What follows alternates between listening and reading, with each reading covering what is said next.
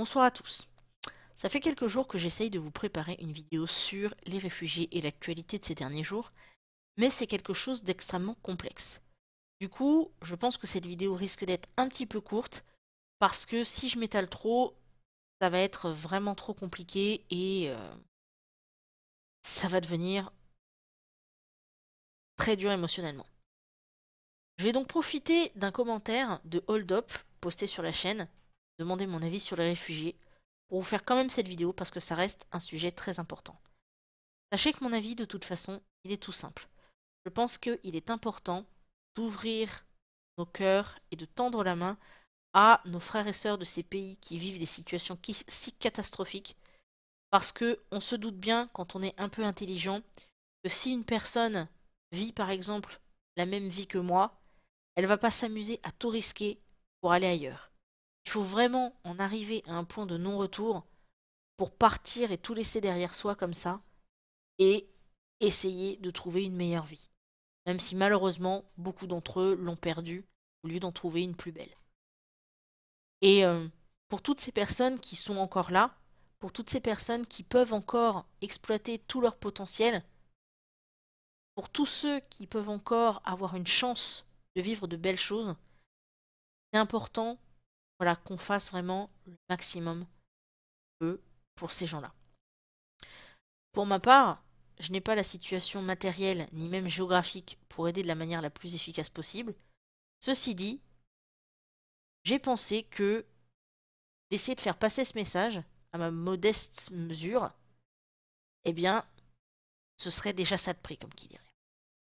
Du coup, ce que je vous encouragerais à faire, vous en avez la possibilité, c'est tout simplement euh, ben, de voir avec les associations proches de chez vous, qui Croix-Rouge, etc., éventuellement, voir s'il y a quelque chose que vous pouvez faire. Si éventuellement vous pouvez accueillir quelqu'un, à la limite, pourquoi pas. Mais renseignez-vous d'abord avant. Et je voulais vous partager également une initiative que je trouve vraiment très sympa, qui vient de Célina du site Rose Chiffon Blog. Et c'est une initiative qui s'appelle Knit for Them. Donc de ce que j'ai vu sur le site, ça vient de Londres, et elle a décidé de l'adapter ici. Et ça consiste à tricoter ce qu'on peut, pour qu'ensuite elle puisse le rassembler et l'envoyer à la Croix-Rouge pour aider les réfugiés. Donc vous allez trouver le lien en barre d'infos. Si vous pouvez participer, n'hésitez pas. Si vous connaissez quelqu'un qui pourrait participer, c'est sympa aussi. Donc, voyez le lien pour tous les détails. Et là, je me dis que on est quand même dans un monde vraiment, vraiment triste par moment. Enfin, je trouve que pour moi, la vie est belle et je vis des choses vraiment formidables en ce moment.